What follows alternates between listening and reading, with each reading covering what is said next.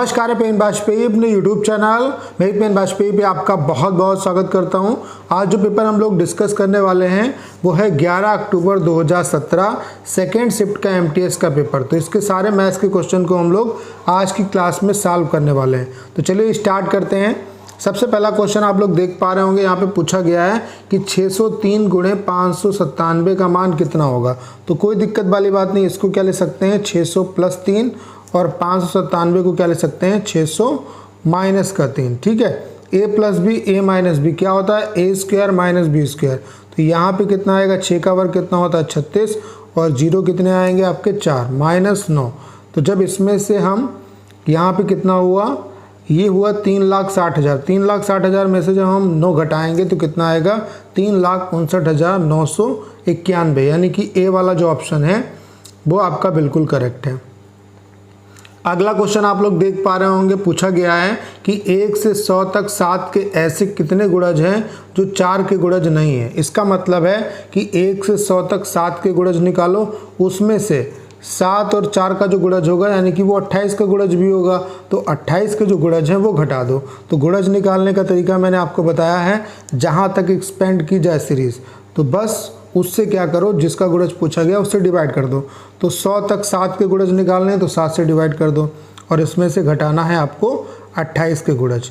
तो 7 से डिवाइड करेंगे, 7 एकन 7 और फिर कितना बचा 3, यानी कि 0 उतारा तो कितना हुआ 7 चौक 28, यानी कि कितना होंगे गुणज यहाँ पे 14, क्योंकि रिमाइंडर बच रहा है। यहाँ पे कितने होंगे देखो 28 3 84, कुछ रिमाइंडर बच रहा है, यानी कि यहाँ पे कितने गुणज होंगे 3।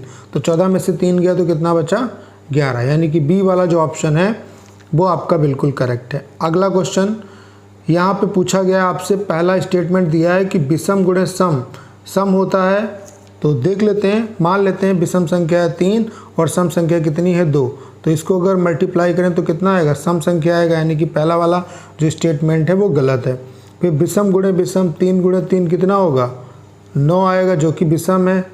यहाँ पे पूछा गया कि सम होगा, तो इसका मतलब है कि दोनों गलत है, ना तो पहला ना ही दूसरा, यानी कि चौथा वाला जो ऑप्शन है वो आपका बिल्कुल करेक्ट है। अगला क्वेश्चन पूछा गया है कि जब 622 को 13 से विभाजित किया जाता है तो शेषफल क्या होगा। कोई दिक्कत वाली बात नहीं है, 13 से काटेंगे, 13 चक्कू 52, कितना बचा 10, 2 उतार लिया आप 23 सत्ते 91, कितना बचेगा रिमाइंडर आपका 11, यानी कि बी वाला जो ऑप्शन है वो आपका बिल्कुल करेक्ट है।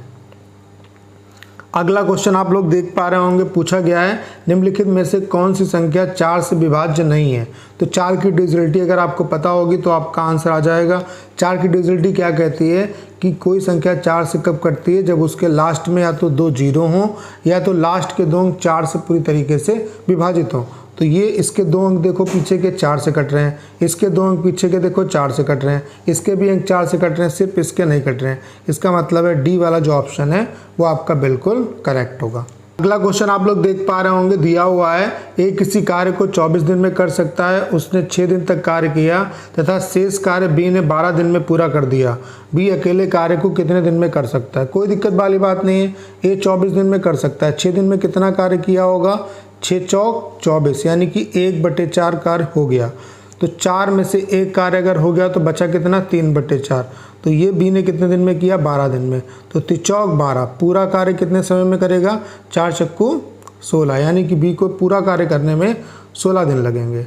अगला क्वेश्चन, यदि टंकी का 3/7वां भाग 36 मिनट में भर सकता है तो बचे हुए भाग को भरने में कितना समय लगेगा। कोई दिक्कत वाली बात नहीं है, 3/7 भाग 36 मिनट में भरता है। क्लियर, 3/7 का मतलब क्या हुआ, टंकी की क्षमता अगर 7 है तो 3 भाग भरने में 36 मिनट लगता है। तो बचा कितना 4/7 भाग, ये भरना है हमें। तो बस यहाँ पे 3 को हटा के 4 को रिप्लेस करना है, 3 को हटा के 4 रखना है।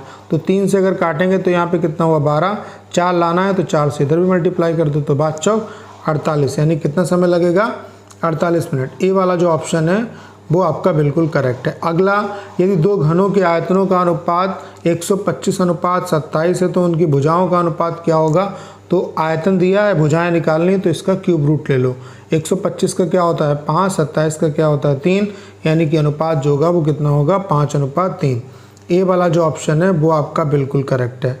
अगला क्वेश्चन, एक वस्तु का अंकित मूल्य 720 रुपये तथा उसे 108 रुपये की छूट पर बेचा जाता है तो छूट का प्रतिशत क्या होगा। कोई दिक्कत वाली बात नहीं है, 108 रुपये की छूट दी गई, छूट हमेशा MRP पे दी जाती है तो इसका परसेंटेज निकालना है यानी कि मल्टीप्लाई बाई 100। अब 36 से काट लो, 36 तियाँ 108, 36 दूनी कितना होता है 72, 20 पंचे 100, तिपच 15 यानी कि कितना हो जाएगा 15%। ए वाला जो ऑप्शन है वो आपका बिल्कुल करेक्ट है। अगला क्वेश्चन दिया हुआ है, एक वस्तु का अंकित मूल्य 950 रुपये है, एक दुकानदार 10% की छूट देता है तथा फिर भी 80% का लाभ कमाता है, वस्तु का क्रय मूल्य क्या होगा। कोई दिक्कत वाली बात नहीं है, हमेशा याद रखो कि अगर डिस्काउंट दिया है और प्रॉफिट या लॉस दिया है तो आप रेशियो किसका निकाल सकते हो, CP और MRP का। क्लियर, डिस्काउंट जो है वो CP पे ट्रांसफ़र हो जाएगा, 10 का डिस्काउंट दिया गया यानी कि CP कितना है 90 और 80% का फ़ायदा होता है यानी कि MRP कितना हो गया 180, यानी कि CP और MRP में रेशियो कितना होगा 1 और 2 का, 90 से काट लिया। अब MRP दिया है कितना 950 यानी कि 2 की वैल्यू कितने के बराबर 950 के बराबर। CP पूछ रहा है यानी कि 1 की वैल्यू निकालनी, तो 2 से डिवाइड करेंगे, 2 चक्कू 8, फिर कितने बार जाएगा 2 सत्ते 14 और 2 पंचे 10 यानी कितना होगा 475। डी वाला जो ऑप्शन है वो आपका बिल्कुल करेक्ट है। अगला क्वेश्चन दिया हुआ है, दो संख्याओं का अनुपात 2:7 है, यदि उनका अंतर 80 है तो छोटी संख्या क्या होगी। कोई दिक्कत वाली बात नहीं, इनका डिफरेंस कितना है 5 रेशियो और इसकी वैल्यू कितनी दी है 80, तो 1 रेशियो की वैल्यू कितनी होगी 16। छोटी संख्या निकालनी यानी कि 2 रेशियो की वैल्यू कितनी होगी 16 दूनी 32 और अगर बड़ी संख्या निकालनी है तो 16 × 7 कर देंगे यानी कि डी वाला जो ऑप्शन है वो आपका बिल्कुल करेक्ट होगा।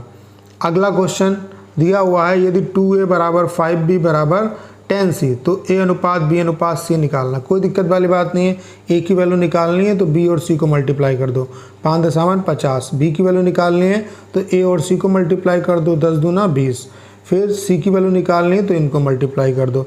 अब 10 से कट जाएगा, 10 × 1 = 10, 10 दूना 20 और 10 पंचे 50 यानी कि 5, 2 और 1।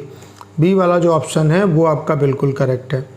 अगला क्वेश्चन दिया हुआ है कि 35 संख्याओं का औसत 6 है, प्रथम 18 संख्याओं का औसत 4 है और अंतिम 18 संख्याओं का औसत 9 है तो मध्य वाली संख्या क्या होगी। कोई दिक्कत वाली बात नहीं है, देखो 35 संख्याएं, इनका औसत कितना है 6। अब इन्हीं संख्याओं को तोड़ के बता दिया गया, पहली जो 18 है उनका एवरेज कितना है 4, अंतिम जो 18 है उनका एवरेज कितना है 9। ठीक है, तो अब देखो 18 कितनी हो गई 36, लेकिन संख्याएं कितनी 35। इसका मतलब है एक जो बीच वाली संख्या उसको 2 बार लिख दिया गया तो एक बार उसे घटाना पड़ेगा। अब इधर भी 35 संख्याएं, इधर भी 35 संख्याएं, सॉल्व कर लो, इसे कितना आएगा।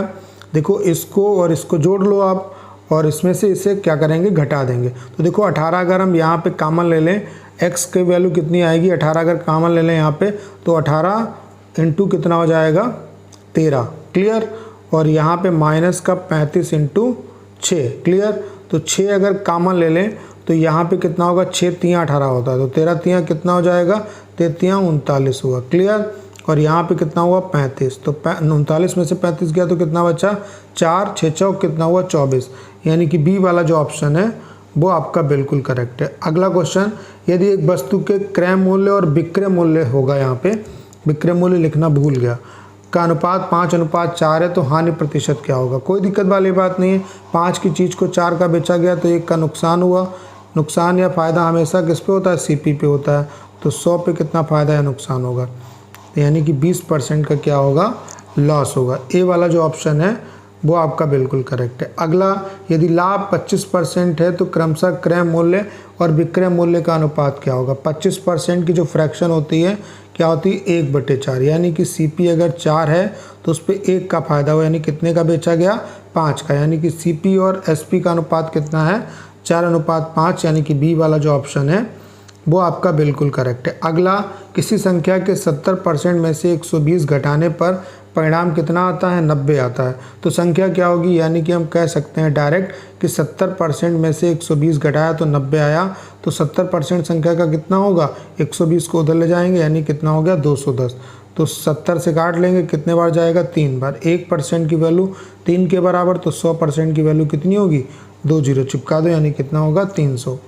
तो ए वाला जो ऑप्शन है वो आपका बिल्कुल करेक्ट है।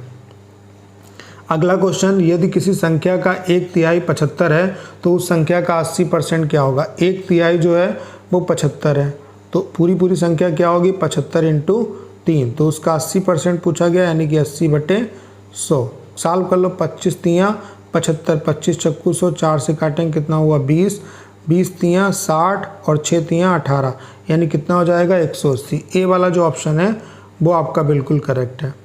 अगला क्वेश्चन दिया हुआ है, केशव यदि 8 किलोमीटर प्रति घंटा की गति से चले तो वह एक निश्चित दूरी 12 घंटे में तय करता है।